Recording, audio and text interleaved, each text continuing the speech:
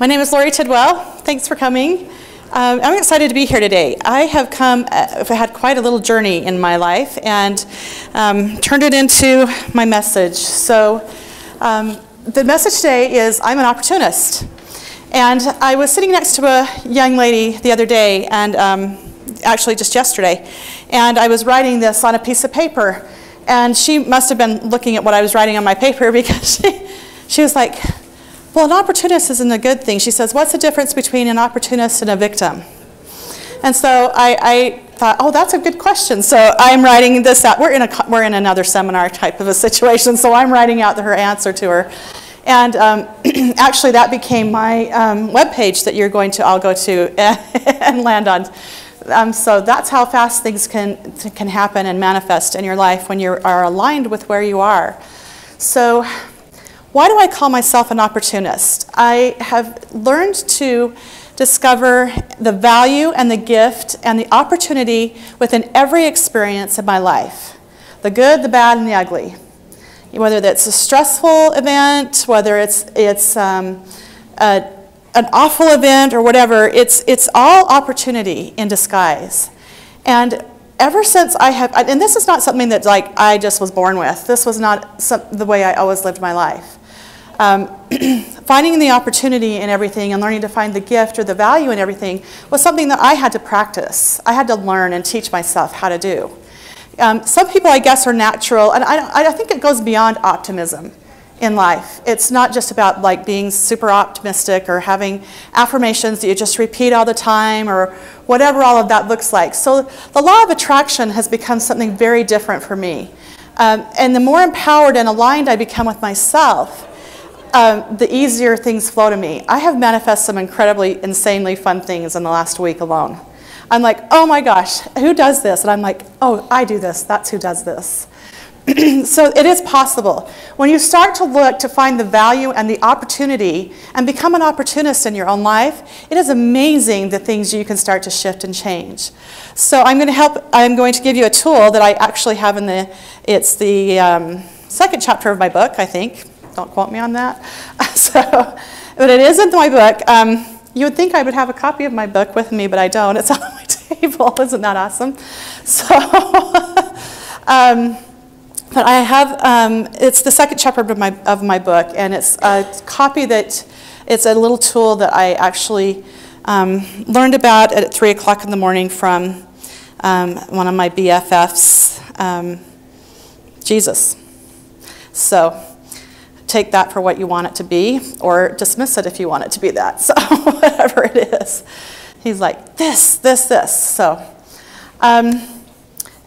I was living a life 15 years ago of insanity. And anybody relate to that at all at any point in your life? Yes. Oh, good. I'm in good company. So a life of complete insanity. This is what my life looked like. I was the mother of 4 young boys that varied in age between about 12 or 15, actually 15 and 5. And so 4 young men, 2 were in junior high, and I don't know if any of you had the same experience, but junior high is like the worst time of everybody's life, is it not? I mean, it's just like, if we could figure out a way to just like skip junior high, as a parent and as a person that went through junior high, I don't know. I just wish we could figure out a way to chunk that life part out of our lives. But so it was really a struggle for them, and they were not fitting into the molds of the school system. So I thought that what I would do was become the PTA president of the junior high school, because then I would be able to get to know the teachers better, and then I could work with them better. And my logic was flawed on many levels, but this was where my mind went anyway. So I just wanted to help them to learn and to fit in. And my oldest didn't really fit in. He was always an awkward child and other things. And so he just struggled. He was extremely intelligent, always had been. Started talking at 8 months old and some other things. And just very brilliant, but awkward socially. And I didn't know what to do with that because I was never awkward socially. My husband was, but I wasn't. So I'm just saying that I was just like, I cannot relate to this. What do I do? So in my efforts to try and be a good mom, I started to, pack my plate full of stuff that was not productive. But I was PTA president on that, and then I was on the board at the elementary school level, and then they asked me to be the legislative person on the state level, and so I was, doing that, and I was also a personal trainer at the time, and trying to run a business and working out a couple of hours a day, either with clients or with myself. And I was doing church callings, and I was doing, I'm the oldest of 7 children. I have 5 sisters and 1 brother. And always felt like I needed to be the responsible, perfect child so that my sisters didn't ever have an excuse to use me as the reason why they screwed up their lives. Not that they ever screwed up their lives, but I'm just saying that that was what the dialogue was playing in my cute little brain. So with that, it's like that was my life. So when I look back at it, and I was diagnosed with multiple sclerosis in 2002. And at the time, I really looked up at it the whole time as I don't ask why I manifest that or why that showed up for me. I thought, of course it did. I was a crazy woman. And I didn't know who I was. I was trying to be everything for everybody else. I was trying to wear the S on my chest and doing a really lousy job of it, and trying to get validation and seek for validation and worth and everything else by trying to be everything for everybody, and it was not working. And I got lost in the shuffle. I was married very young. I got married when I was barely 19 years old. I turned 19 in February and got married in March. And so it's just one of those things that was just, my life was sheer insanity. And I was trying to seek for my worth and my value and my validation from things with outside of me in my outside world instead of coming to my inside world and learning about who I was and allowing the gifts and abilities that I had to shine. I stuffed them. I had dreams since I was a child, and very clear dreams and very clear communications with Jesus. And I didn't know what to do with those things because I was taught that only men who lived in downtown Salt Lake could do that. And, wow, that makes me cry to say that. Sorry. I'm just going to breathe through the emotion for a second. I've never said that out loud before. I've had a lot of experiences in my life. I'm very intuitive. I have psychic abilities, but I didn't know what to do with any of them, so I shut them down. They frightened me, and I didn't have anybody to talk to about them. So, consequently, all this was going on. I was diagnosed with multiple sclerosis and did everything medically I was supposed to do for 3 years. That drove me into a depression and a loathing of myself and my body and everything else that I didn't know existed. I put on 100 pounds in a year. It blew out my thyroid and my adrenals. The medication that was supposed to be helping me to not progress and get worse made me feel like I had the flu every 3 days. And so I was taking 8 over-the-counter prescription medications to counteract the side effects of the one medication that was supposed to be helping me not get worse. Do I sound like the most insane person you have ever met in your life? Because I am saying it out loud and going, I was insane. I was crazy. And I felt like I was, but I felt like the way I thought of myself was I thought of myself as the boil on the butt of humanity. Is that a really great way to feel about yourself? Has anybody ever experienced that type of just lost self-hatred about yourself? I mean, a lot of hands. And if you haven't, whew, thank heaven.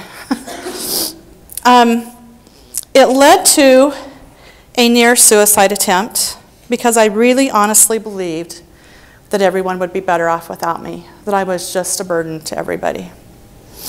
I couldn't take care of my sons the way I wanted to. I couldn't be the mom I wanted to be. Couldn't be the wife I wanted to be. Couldn't do anything I was supposed to be. And I was still a crazy person. I rolled over in bed one morning and said, something has to change. I looked at all the medications on my nightstand. I had a fever like I did every 3 days and was chilling and exhausted, and I hadn't slept, and one of the medications I was on was sleeping pills, and it was just a cluster of disaster just brewing inside of me. And so it was just all of this stuff, and I just said, I don't care if I have 5 more days or 50 more years to live, I'm not doing it one more day like this. Something has to change. And so I sat up and I said, dear God, what do I need to do? And he said, go off all your medications. I went, so I started to argue. I said, I can't do that because one of them's thyroid. You just can't go that cold turkey. I mean, I knew enough about, herbs and natural stuff. I was starting to get into that more and more and more, but my lovely grandmothers exposed me to more of that kind of stuff in their lives. Over their lives, we had lots of fun, and I have some stories about that in the book. But so it wasn't a foreign concept to me. It's just that I didn't know as much as I know now. I've got a lot of certifications under my belt and things like that with nutrition and stuff like that. But it's just a funny experience because I started arguing with God, and then I was like, dumb bunny, you asked a question, you got an answer, and now you're arguing about what the answer is. So I was like, so then I went, okay, wait a minute, stop, put on the brakes. What have you got to lose? So I said, okay. And then my next thing was, you got to help me talk to the doctors because they're not going to be super happy about that. So I went through all of that. But what I'm really saying is I have learned, that was the beginning of my learning to start to find those things, find the gifts, find the value, find the opportunity in my challenges in my life. Now, I'm going to just fast forward quickly to current day. This was my life in February. My divorce was final, my 30-year marriage. We're still really good friends. I'm just going to qualify that. But we are not healthy for each other anymore. He says, you're growing and you just want to do all this stuff and I just want to live a normal life. And I went, what does that mean? So I said, okay. So it doesn't mean there wasn't heartache. There was grieving and heartache, and there has been a lot of that going along with that. But a 30-year marriage ended. I received official recognition letter from the church I belonged to because I had left that behind. My son got married. My second son got married a week later. I turned 50, and then my son got married a week later. I was not able to be at the ceremony for reasons of previous mention. And then a week after that, my mother-in-law passed away unexpectedly. And then her cute youngest daughter escorted me out of the funeral at the end. It about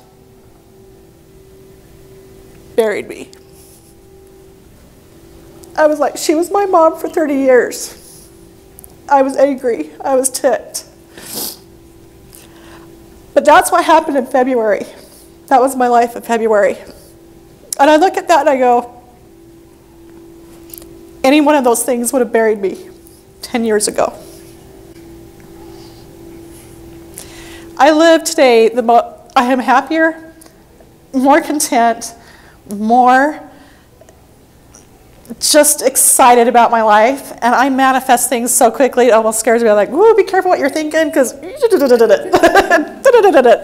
like if I have a crazy thought, I'm like, time out. You know how fast you've been doing things. Do you think I might have figured out a few things between the person I used to be and who I am today? I just went through 4 out of the top 10 stressors that is listed in my life. Divorce, death, marriage of a son, and just all these crazy things. And I went, wow. I cried for 3 days after the funeral, mostly because it just brought up a lot of stuff. But I was like, I'm sitting there and I'm having this, who's seen the movie Inside Out? I'm actually having this Inside Out movie playing in my head while I'm sitting on the couch curled up, having cried for 3 days solid, going, okay, I'm about cried out, right? There's no more water left in my body, right? But I'm having this cute little movie playing out in my head because it was like, I'm jumping back and forth, but I'm like all over the place having all these things, but I realized I couldn't even reach out to friends or something because I needed to be in the sadness of the moment. I needed to be in the grieving part of the moment. So when I'm talking about finding the opportunity, and then the other point, there's a little voice in my head, there's a little person that plays in my Inside Out movie that's the opportunist. And she's like, there's an opportunity in here, there's an opportunity in this. She's like, look for the opportunity. And then there's the angry little person in my head, the little red guy, and he's going, shut up, shut up, shut up. I just want to be angry and hurt and disgusted and sad and all those other things right now. And I don't want to look for the opportunity. The opportunities, there's not an opportunity, and this is crazy. Look at your stupid life, it's so insane, and da-da-da-da-da. I'm like, that's not true. So I'm back over to opportunity. Opportunity is like, no, there is an opportunity. You may not be able to see it for a minute because you just need to be sad for a minute. If you remember the end of the movie of Sadness, remember the little cute little chunky fat Sadness? I love her. She makes me laugh. But if you remember, Joy's running around like a crazy person trying to get everybody to just be happy all the time and joyful all the time. And what had to happen at the end of the movie? Does anybody remember what takes place between sadness and joy? Sadness reaches over, because Joy can't get any of the buttons to work, remember? She can't get it, and everything's just like shutting down in this little girl's mind. Sadness reaches over and takes Joy's hand, and together they push the button. And then everything starts working again. For a moment, Joy needed to allow the sadness to be expressed. That's all it was, is a sadness to be expressed. The opportunity in that. So I thought, I'm going to allow the sadness to be expressed. And then I found opportunity after opportunity and victory after victory in my moment. Because I was like, wow, it only took you 3 days to process through this. It would have taken you years to do this before. Look how far you've come. Look how great your life is. Look how many things you have the ability to do. It's like, what if you get to discover yourself in a whole new way that you've never been able to do before? What if all of this is just fun and exciting? And so I started to find little nuggets of value in everything. So I'm going to have you do a really quick little exercise that's part of what I have you do in one of the chapters of my book. But I want you to write down one of your greatest challenges in your life right now, whatever that is. Just write down a really crazy challenge in your life. And then when you've got that, just raise your hand or yell it out, got it, whatever. Usually you can pull up at least one. One crazy thing that's got you challenged right now.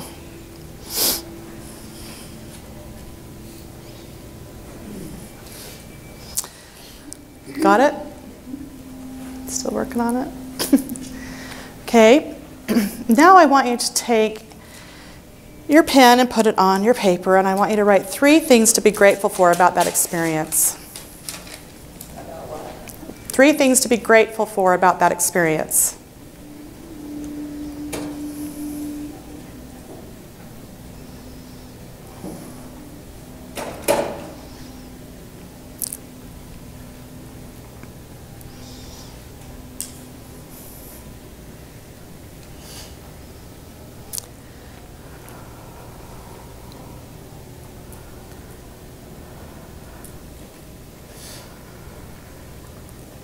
I don't care if it seems simple or stupid or crazy or whatever, because that's where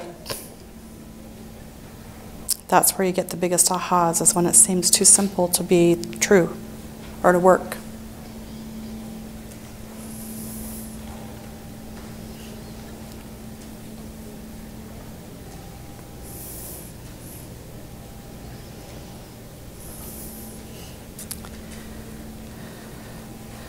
Usually I have a little bit more time to do this with you, but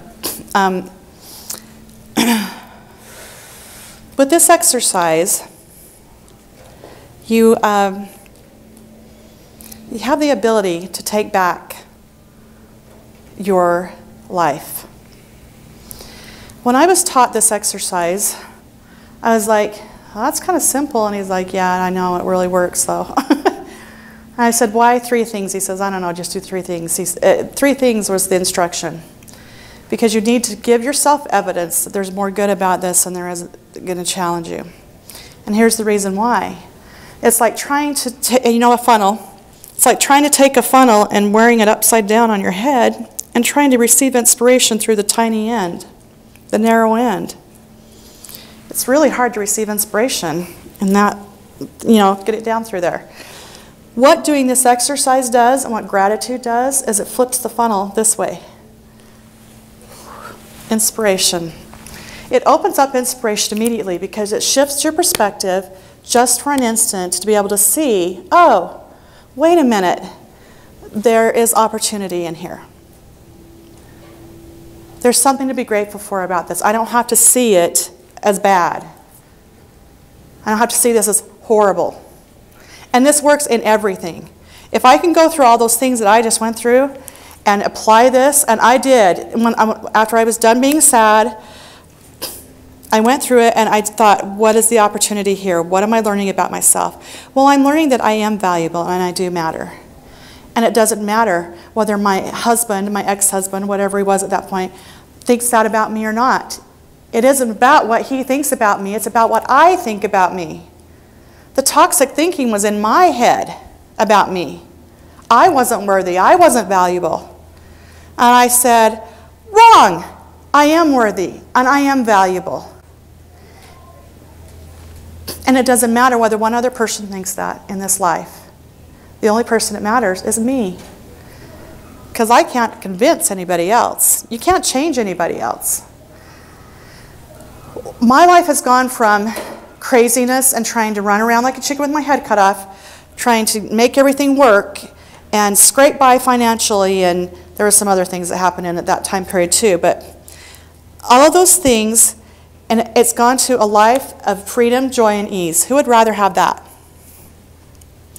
I'll take it any day. I'm having so dang much fun with my life right now. I'm like, oh my word. I say something and it's like, oh, I don't know how that's going to happen, but that would be really cool to experience that. So between February 15th and May 15th, I'm going to go live in Italy with a friend and teach classes in England to the people that have been diagnosed with multiple sclerosis. A week before that, I talked to a woman who lives in England and said, yeah, we ought to get together and do some classes. I don't know how that'll happen or when it'll happen or ever it'll happen. A week later, my friend's calling going, I'm going to go get my dual citizenship in Italy, and you want to come with me? And I'm like, 12 hours later, I'm calling her back going, sure, yeah, let's do it. My lease is up in February, let's go. I couldn't have orchestrated it the way they orchestrated it. I just said this, when you're talking about manifesting, this is literally how my life works now.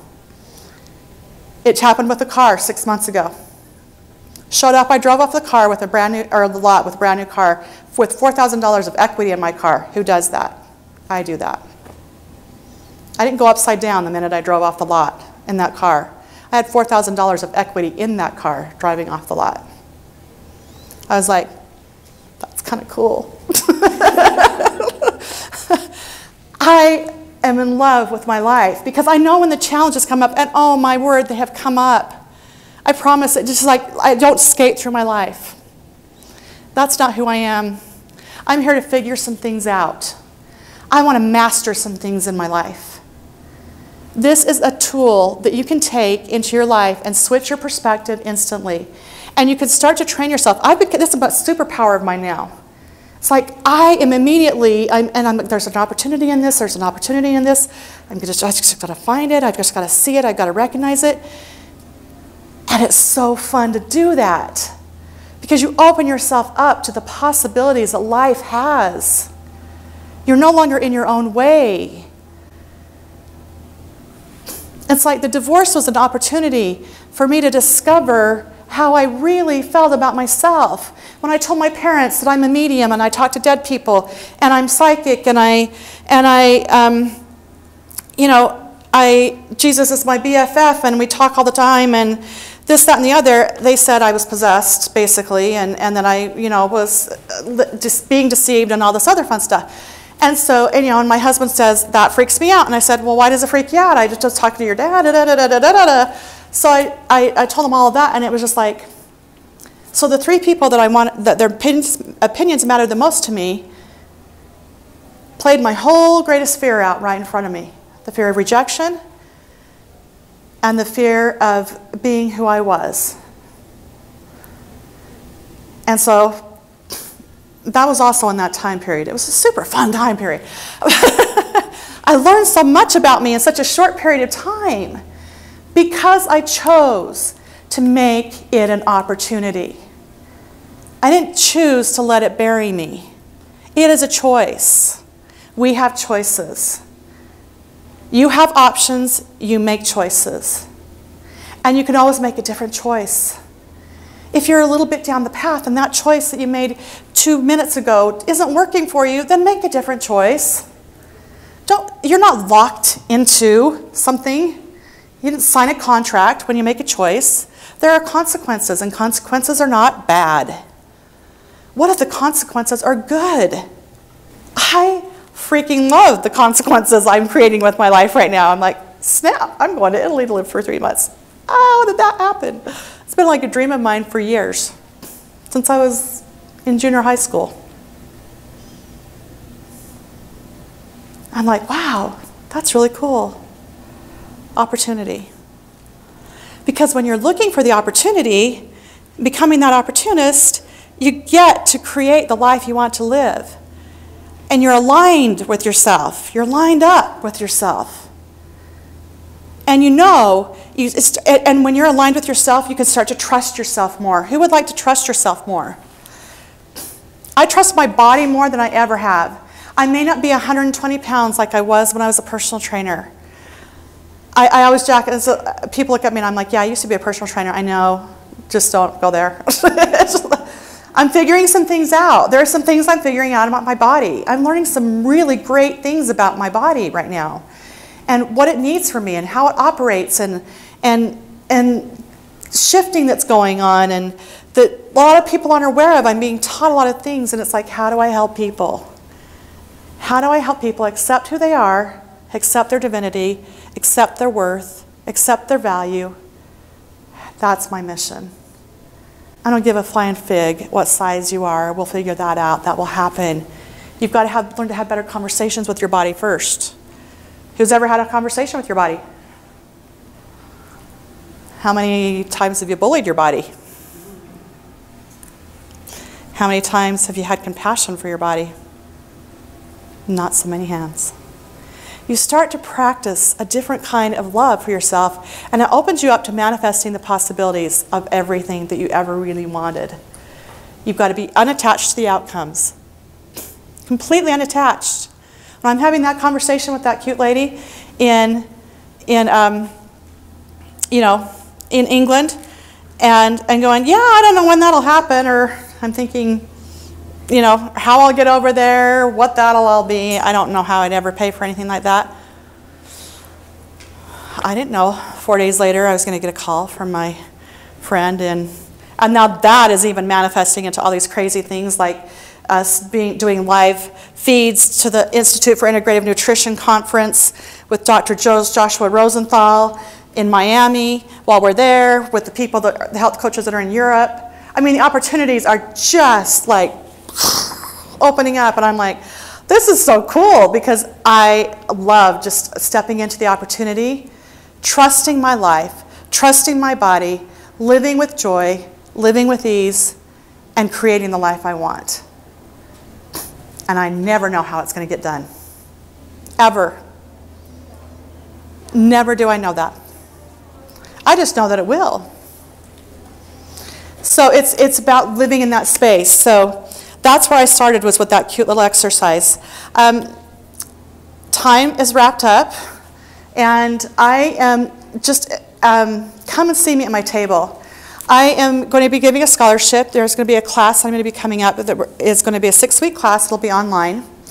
And it is going to be a special today for, I'm going to do it for $97. And it's going to be a $247 class after this. But you guys all get to be the guinea pigs. No. It's going through my book.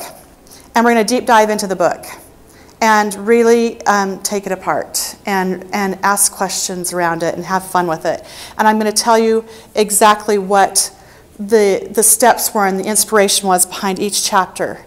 There's a chapter on gratitude, a chapter on you have choices, a chapter on forgiveness. So you just need to go to my website, which is LoriTidwell.com, not hard. LoriTidwell.com, or Facebook message me, either way. And just sign up for a free consultation with me. Or if you'd like to sign up for the class today, you can do that as well at my booth. And I would just love to see some of you on that class. I'd love to see all of you on that class. But it's going to be, I'm creating a community of people that just want to heal. Whatever the aspect is, whether you're the person that's the crazy woman running around like a chicken with your head cut off that I used to be, trying to make yourself worth something or be seen, heard, whatever, or whether you're the person in the middle of the diagnosis and afraid and hopeless and scared about what that presents, or whether the person, you know, either way, the principles work. The principles work across the board. I use them with my children. I use them with my friends. I use them with everybody. And I had a lady that I was inspired to give a copy of my book to. I had one in my purse, and I just gave it to her because I saw that she had a bunch of celery in her cart, and I thought she's doing celery juicing because nobody else puts that much celery in their cart. So I just said, "Oh, you're doing celery juicing?" She goes, "Oh yeah, I was reading the medical medium book anyway," and it was just cute. So, but she ultimately called me 2 weeks later and said, "I love your book. Oh my word, I know so many people that need this book." She says, "I can need 20 copies of it. How much will that be?" And I went, "Oh, okay." So got her 20 copies of the book. It's a simple, small book. You can put it in your purse and travel around. But I'm going to be giving a scholarship away too. And so if you just sign the sign-up sheet on my at my table, I'm going to be scholarshiping the class on a book to somebody. So come and let's have fun. I'm creating a whole community of people that just want to move and have so much fun and joy and ease in their life. Because the freedom and the joy come in your greatest moments of darkness. I had a near-death experience just one time, and I was not taken out of pain like most people are when they have a near-death experience. I was left in pain, horrible pain, and I was still crossed over, and I didn't care. I'm having this great conversation with Jesus and God and going, it just didn't matter. And I'm like, but 17 years later I said, wait a minute, how could I have joy in my greatest time of pain? Whether it's emotional, physical, spiritual pain, you can find the joy in those moments. So become an opportunist in your own life, live the life you're always meant to be, and find the joy and the freedom and the trust that you can experience in every opportunity, and the opportunity you can have in every experience in your life. Thank you.